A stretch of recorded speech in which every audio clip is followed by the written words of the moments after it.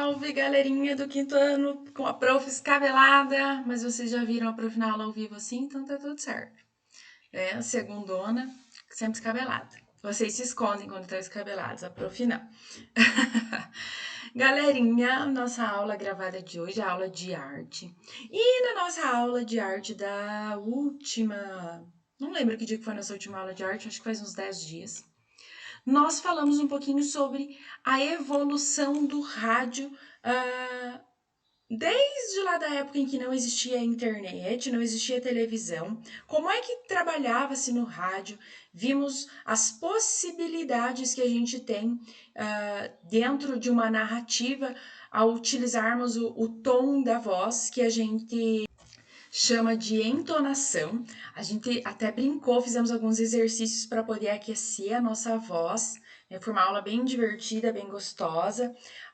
Vocês fizeram uma narrativa também de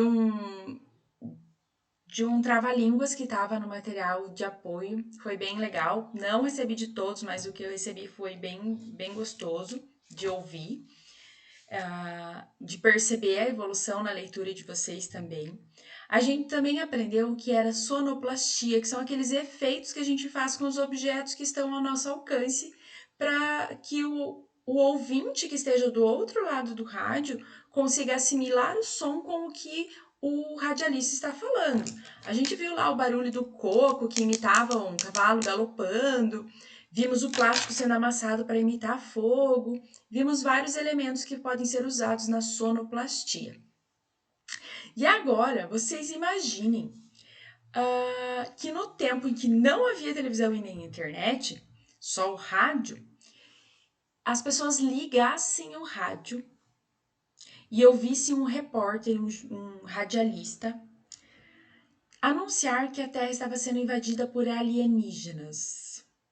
Lembram dos alienígenas que a gente viu lá na apostila de português que estavam observando a gente, se a gente estava andando de carro ou não no Dia Mundial Sem Carro? Pois é, o radialista está anunciando para as pessoas lá atrás que esses alienígenas estavam chegando na Terra. E aí? E apesar de parecer engraçado, é verdade. Em 1971, aconteceu, mas foi a título de experiência, tá? Foi uma adaptação de A Guerra dos Mundos. Foi transmitida pela Rádio Difusora de São Luís, no estado de Maranhão, e deixou a população de cabelo em pé, porque as pessoas, ao ouvir, não imaginavam que se tratava apenas de uma experiência, que não era verdade. Assistam com bastante atenção o vídeo que a prof vai passar aqui, para que vocês compreendam um pouquinho como é que tudo isso aconteceu.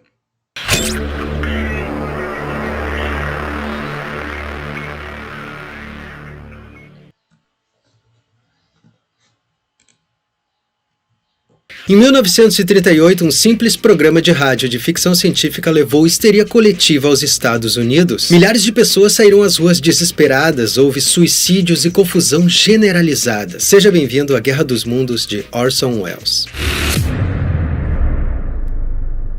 Oi, eu sou Gustavo Cunha e você provavelmente já deve ter assistido ao filme A Guerra dos Mundos, aquele filme do Steven Spielberg de 2005 que tem o Tom Cruise fazendo o papel de Tom Cruise, né? Que é o papel que ele sempre faz. É um filme bacana, né? Tem efeitos especiais muito legais, a história é bem contada e não tem quase 3 horas de duração como esses filmes de hoje em dia. Mas o que pouca gente sabe é que a história por trás da Guerra dos Mundos é muito mais interessante que o próprio filme A Guerra dos Mundos. O filme do Spielberg é um remake do filme A Guerra dos Mundos de 1953, cuja história já tinha aparecido em um programa de rádio em 1938, que aliás é o assunto do vídeo de hoje. E esse programa de rádio, por sua vez, foi inspirado no livro A Guerra dos Mundos, que foi escrito em 1898. Ou seja, A Guerra dos Mundos é uma história de ficção científica de mais de um século de idade. Em 1898, o escritor H.G. Wells, que não é parente do Orson Welles, lançou esse livro, A Guerra dos Mundos. Rapidamente, para que a gente saiba agora, o livro conta a história de uma invasão marciana ao nosso planeta. Inicialmente, cilindros disparados da superfície de Marte vão caindo em vários lugares da Inglaterra, Terra. Acontece que esses cilindros eram nada mais nada menos do que o meio de transporte para uma tropa de marcianos extremamente mal intencionados. Desses cilindros começam a sair máquinas com 3 pernas, que o Spielberg, inclusive, para homenagear o livro, deixou exatamente iguais no filme dele.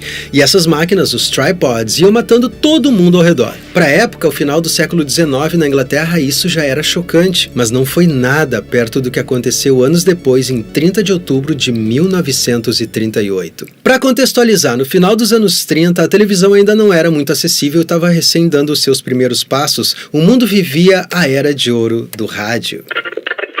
As famílias se reuniam ao redor do rádio toda noite para escutar programas de música, notícias e esportes. Algumas pessoas com canais no YouTube sobre ficção científica fazem isso até hoje.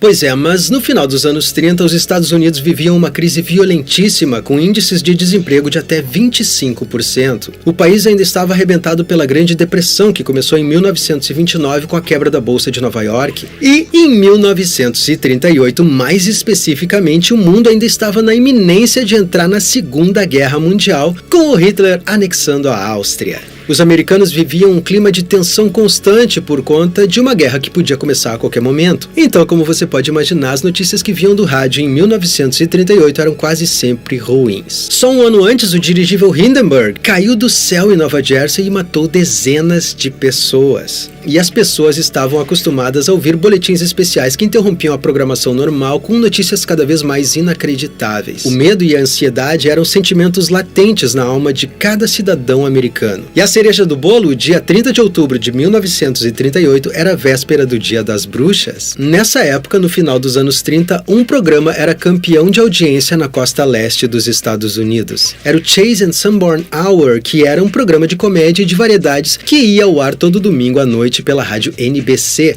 Era um programa leve que trazia um certo alívio para toda essa tensão do dia a dia. Milhões de pessoas ouviam esse programa toda semana e ele começava sempre pontualmente às 8 horas da noite. Só que às 8 horas da noite também começava um outro programa em uma outra rádio, a CBS, um programa dirigido por um jovem muito talentoso chamado Orson Welles. Toda semana esse programa, que tinha pouca audiência, trazia uma adaptação de uma história de terror, fantasia ou ficção científica. E naquele dia o Orson Welles tinha preparado a adaptação do livro A Guerra dos Mundos. Porém, o formato desse programa, em especial, era muito interessante. Ele começava como um programa de música normal e aos poucos ia sendo interrompido por boletins especiais de Grover's Mill, que era uma cidade próxima a Nova York onde fenômenos estranhos estavam começando a acontecer. Sabe quando você tá vendo a novela e de repente entra aquela vinheta do plantão da Globo? Pois é, esse era o espírito que o Orson Welles queria passar. No início do programa, a CBS avisou que aquilo se tratava de uma adaptação de uma obra de ficção, que era uma adaptação de A Guerra dos Mundos. As pouquíssimas pessoas que estavam ouvindo estavam sabendo disso. Excelente. E o programa do Orson Welles começou com um repórter fazendo a sua primeira aparição, informando que um meteoro havia caído nos arredores da cidade de Grover's Mill. A música voltou e logo depois foi interrompida de novo por esse mesmo repórter informando que esse meteoro, na verdade, era um tipo de cilindro metálico de onde uma máquina havia saído. Daí em diante, o programa se transformava todo em um informe especial. De mentira? O problema é que por volta de 8 e 10 da noite, aquele outro programa da NBC, que era o campeão de audiência, passou a tocar música, o que fez com que milhões, não milhares, milhões de pessoas trocassem de estação. A própria CBS calculou que cerca de 2 milhões de pessoas acabaram caindo de paraquedas bem no meio do programa do Orson Welles, justamente quando um repórter imaginário narrava o ataque de marcianos a uma cidade ao lado de Nova York. Os efeitos sonoros eram excelentes e as pessoas ouviam os gritos de outras pessoas e o barulho de explosões, tudo saindo do rádio delas, nas salas das casas delas. Esse repórter informava, no meio daquele caos todo, que uma máquina gigantesca estava matando as pessoas ao redor com raios de calor e com um tipo de fuligem venenosa. Os jornais estimaram que mais ou menos 1.200.000 pessoas acreditaram no que elas estavam ouvindo, e elas não tinham por que não acreditar, elas escutavam o rádio todos os dias e o rádio nunca tinha mentido para elas antes. E a transmissão continuava com os gritos das pessoas sendo atingidas pelos raios, as explosões, a confusão, e de repente, no meio daquilo tudo, dos gritos e do barulho,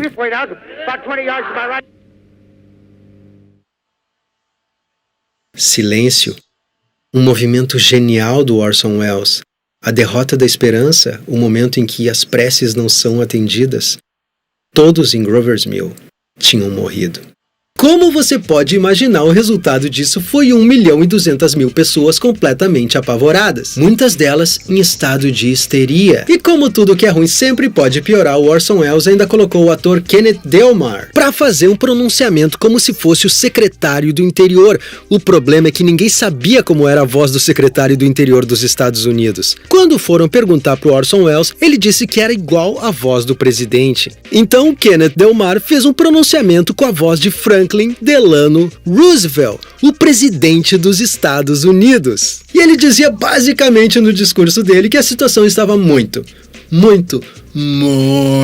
ruim. Só depois de 42 minutos no ar, a emissora colocou um outro aviso de que aquilo se tratava de uma dramatização, que não era de verdade. Só que a essa hora, meu chapa, as pessoas que acreditaram no que estava passando ali já tinham arrumado o que podiam e estavam fugindo para as montanhas. Os que ficaram começaram a erguer barricadas, a Cruz Vermelha foi chamada, os telefones das delegacias ficaram congestionados, pessoas cometeram suicídio. 6 semanas depois dessa noite, a Cruz Vermelha resgatou pessoas que tinham fugido para as montanhas de Dakota do Sul. E às 9 horas, Orson Welles voltou ao microfone para dizer que o programa tinha terminado. E que aquilo era apenas uma pegadinha do Dia das Bruxas. Alguns minutos depois, os estúdios da CBS estavam tomados de policiais e repórteres. No outro dia, o que aconteceu já era a capa de todos os jornais dos Estados Unidos. O próprio Orson Welles teve que ir se explicar. Havia notícias de saques, suicídios, incêndios e histeria por toda a costa leste do país. Foi a primeira vez em que o mundo parou para pensar sobre o grande poder dos meios de comunicação de massa. E da noite para o dia, Orson Welles se tornou conhecido mundialmente. Ele e a CBS foram alvos de uma investigação criminal e leis foram propostas para que isso jamais voltasse a acontecer. No final das contas, o que aconteceu foi que Orson Welles ganhou um patrocinador para o programa dele, as sopas Campbell's, aquelas mesmas dos quadros do Andy Warhol, e um convite para fazer filmes em Hollywood. Ele acabou se tornando um dos maiores diretores de cinema de todos os tempos e um filme dele chamado Cidadão Kane, se você não viu esse filme, você tem que ver. É considerado até hoje por muita gente o filme mais importante da história do cinema. Mole o que é mais. E tudo isso começou aqui, nesse livro que foi escrito há mais de 100 anos atrás. Bom, por hoje era isso. Eu espero que você tenha gostado do vídeo. Se você... E então, galera, viram que a história toda não começou aqui. Então, aqui foi uma experiência para imitar um país, os Estados Unidos, que havia feito esse noticiário fictício. E imaginem vocês ouvindo um noticiário de que a Terra estava sendo invadida por extraterrestres. O que é que vocês fariam? Vocês acreditariam? Que outro fato faria com que vocês ficassem incrédulos de não acreditar no que estavam ouvindo? Vocês acreditam em tudo que vocês ouvem? Aqui tem um pouco de filosofia, né? A gente trabalhou sobre acreditar em tudo lá em filosofia. Então fica aí como questionamento para vocês e como a título de conhecimento como é que aconteciam as coisas na época, na era do rádio. E aí, meus amores, por hoje é só. A gente tem aula de ciências ao vivo. Opa, mexi na tela aqui, perdão. A gente se vê daqui a pouquinho, ou vocês vão me ver depois da aula ao vivo, não sei. Mas até mais, então. Beijo no coração de vocês.